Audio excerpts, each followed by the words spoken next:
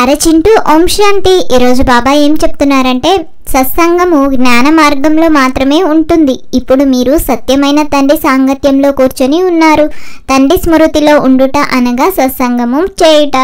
అన్న ఓం శాంతి అన్న. ఈరోజు బాబా ప్రశ్న ఏమడుగుతున్నారంటే, పిల్లలైన మనకు సత్సంగం ఈ సమయంలోనే అవసరం. ఎందుకంటే ఒక సత్యమైన తండ్రి, సత్యమైన టీచర్, సత్యమైన సద్గురువు సాంగత్యం వలనే తమో ప్రధాన ఆత్మలు సతో ప్రధానంగా అనగా అపవిత్రం నుండి పవిత్రంగా అవుతాయి. సత్యమైన తండ్రి సాంగత్యం లేకుంటే నిర్బల ఆత్మలు శక్తివంతంగా అవ్వలేవు. తండ్రి సాంగత్యము ద్వారా ఆత్మలో పవిత్రత శక్తి వస్తుంది. 21 జన్మలకు వారి నావ తీరానికి చేరుకుంటుంది. అరే చింటూ, మనమంతా ఆత్మలము అని, సత్యమైన తండ్రి సాంగత్యంలో కూర్చున్నాము అని భావిస్తాము. ఇతర మనుషులు ఎవరు సత్యమైన సాంగత్యంలో కూర్చోలేరు. సత్యంతో సాంగత్యము అనే పేరు కూడా ఇప్పటిదే. సత్యానికి యథార్థమైన అర్థము తండ్రి కూర్చుని తెలియచేస్తున్నారు. ఆత్మలమైన మనము పరమాత్మ అయిన తండ్రి ఎవరైతే సత్యమైన వారో వారి జతలో కూర్చొని ఉన్నాము. వారు సత్యమైన తండ్రి, సత్యమైన టీచర్, సత్యమైన సద్గురు అనగా మనము సత్సంగంలో కూర్చొని ఉన్నాము. మనము ఇక్కడ ఇంటిలో కూర్చొని ఉన్న స్వయాన్ని ఆత్మగా భావించి తండ్రిని స్మృతి చేస్తాము. ఆత్మలమైన మనము ఇప్పుడు సత్యమైన తండ్రిని స్మృతి చేస్తున్నాము అనగా సత్యమైన సాంగత్యంలో ఉన్నాము. తండ్రి మధువనంలో కూర్చొని ఉన్నారు. తండ్రిని స్మృతి చేసే అనేక విధముల అయిన యుక్తులు కూడా మనకు లభిస్తూ ఉంటాయి. స్మృతి ద్వారానే వికర్మలు వినాశనం అవుతాయి. మనము 16 కళ సంపూర్ణంగా అవుతాము అని, మళ్ళీ కిందకు వస్తూ కళలు తగ్గిపోతాయి అని కూడా పిల్లలైన మనకు తెలుసు. భక్తి కూడా మొదట అవ్యభిచారిగా ఉంటుంది, తర్వాత దిగుతూ వ్యభిచారి భక్తిగా అయినందున తమో ప్రధానమైన వారు కనుక వారికి మళ్ళీ సత్యమైన సాంగత్యం తప్పకుండా అవసరం. లేకుండా పవిత్రంగా ఎలా అవుతారు? ఇప్పుడు ఆత్మలైన మనకు సత్యమైన తండ్రి సాంగత్యం లభించింది. ఇంద్రియ విషయముల మీద చింతన చేయడం వలన వాటి మీద మమకార శక్తి పెరుగుతుంది. ఈ ఆసక్తి కోరికలను కలుగచేస్తుంది.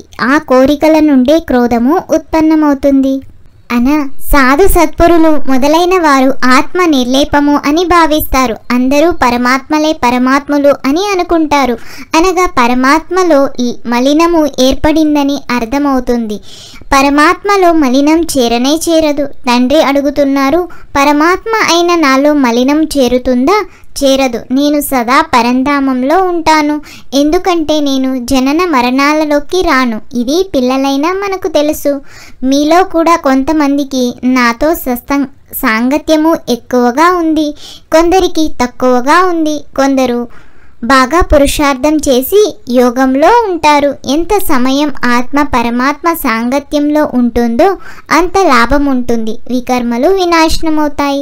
తండ్రి అంటున్నారు, ఓ ఆత్మలారా, తండ్రి అయిన నన్ను స్మృతి చెయ్యండి, నా సాంగత్యం చెయ్యండి. నేను ఈ శరీరాన్ని ఆధారంగా తీసుకోవాల్సి వస్తుంది. లేకుంటే పరమాత్మ ఎలా మాట్లాడతారు? ఆత్మ ఎలా వింటుంది? ఇప్పుడు పిల్లలైన మనము సత్య సాంగత్యంలో ఉన్నాము. సత్యమైన తండ్రిని నిరంతరము స్మృతి చేయాలి. ఆత్మలు సత్యమైన సాంగత్యము చేయాలి. ఆత్మ కూడా అద్భుతమైనదే, పరమాత్మ కూడా అద్భుతమైన వారే. అరే చింటూ, తండ్రి ఎలాగైతే సర్వశక్తివంతులో మీరు కూడా సర్వశక్తివంతులుగా అవుతారు. విశ్వంపై మనము రాజ్యం చేస్తాము. మన నుండి ఎవరు మన రాజ్యాన్ని లాక్కోలేరు. మీకు నా ద్వారా ఎంతో బలము లభిస్తుంది. తండ్రి నుండి ఇతనికి కూడా లభిస్తుంది. ఎంత స్మృతి చేస్తారో అంత బలము లభిస్తుంది. తండ్రి ఇక ఏ ఇతర కష్టమును ఇవ్వరు. కేవలం స్మృతి చేస్తే చాలు. 84 జన్మల చక్రము ఇప్పుడు పూర్తి అయ్యింది. ఇప్పుడు వాపస్ ఇంటికి వెళ్ళాలి. ఇది అర్థం చేసుకోవడం ఏమంత పెద్ద విషయం కాదు. ఎక్కువ విస్తారంగా తెలిపే అవసరము లేదు. బీజమును తెలుసుకొనుట వలన ఈ బీజము ద్వారా వృక్షమంతా ఈ విధంగా పెరుగుతుంది అని, విస్తారము అవుతుంది అని అర్థము చేసుకుంటారు. క్లుప్తంగా బుద్ధిలోకి వచ్చేస్తుంది. ఇవన్నీ చాలా విచిత్రమైన విషయాలు. భక్తి మార్గంలో మానవులు ఎన్ని ఎదురు దెబ్బలు తింటారు, చాలా శ్రమిస్తారు, కానీ ఏమీ లభించదు. అయినా తండ్రి వచ్చి మళ్ళీ మనల్ని విశ్వానికి అధికారులుగా చేస్తారు. మన యోగ బలంతో విశ్వమంతటికి అధికారులుగా అవుతాము. చేయకుండా చేశాను అనేవాడు అధముడు. కొద్దిగా చేసి కొండంత చేశాను అని చెప్పేవాడు గర్విపోతూ. ఎంతో చేసి కొంచెమే చేశాను అని చెప్పేవాడు సజ్జనుడు. సత్యమైన హృదయం ఉంటే సాహెబ్ అనగా బాబా రాజీగా ఉంటారు. ఆంతరికంగా బాహ్యంగా ఎవరు సత్యంగా ఉంటారో, తండ్రికి సహాయకారులుగా ఉంటారో, సేవలో తత్పరులై ఉంటారో వారే తండ్రికి ప్రియమైన వారిగా ఉంటారు. మేము సత్యమైన సేవ చేస్తున్నామా అని మీ అంతకు మీరు ప్రశ్నించుకోండి. సత్యమైన బాబా సాంగత్యంలో ఉన్నామా? సత్యమైన బాబా సాంగత్యంలో లేకుంటే గతి ఏమవుతుంది? చాలామందికి దారి చూపుతూ ఉంటే ఉన్నత పదవి కూడా పొందుతాము. సత్యమైన తండ్రి ద్వారా మేము ఏ వారసత్వం పొందుకున్నాము అని ఆంతరికంలో చూసుకోండి. నెంబర్ వారుగా ఉన్నారు అని మీకు తెలుసు. ఒకరు పొందుకున్న వారసత్వానికి మరొకరు పొందుకున్న వారసత్వానికి రాత్రికి పగలుకు ఉన్నంత వ్యత్యాసము ఉంటుంది. అరే చింటూ, బాబా ఈరోజు హోంవర్క్ ఏమిస్తున్నారంటే మనకు లభించిన ఈ దేహ సాంగత్యము నుండి అతీతంగా ఉండాలి. సత్యమైన సాంగత్యం ద్వారా పావనంగా అవ్వాలి. ఈ విద్యార్థి జీవితంలో నడుస్తూ తిరుగుతూ బుద్ధిలో జ్ఞాన చింతన జరుగుతూ ఉండాలి. లక్ష్యమును ముందు ఉంచుకొని పురుషార్థం చేయాలి. సత్యమైన హృదయంతో తండ్రికి సహాయకారులుగా అవ్వాలి. బాబా ఈరోజు వరదానం ఏమిస్తున్నారంటే అవ్యభిచారి మరియు నిర్విఘ్న స్థితి ద్వారా ఫస్ట్ జన్మ యొక్క ప్రాలబ్ధాన్ని ప్రాప్తి చేసుకునే సమీపపు మరియు సంపన్న భవ.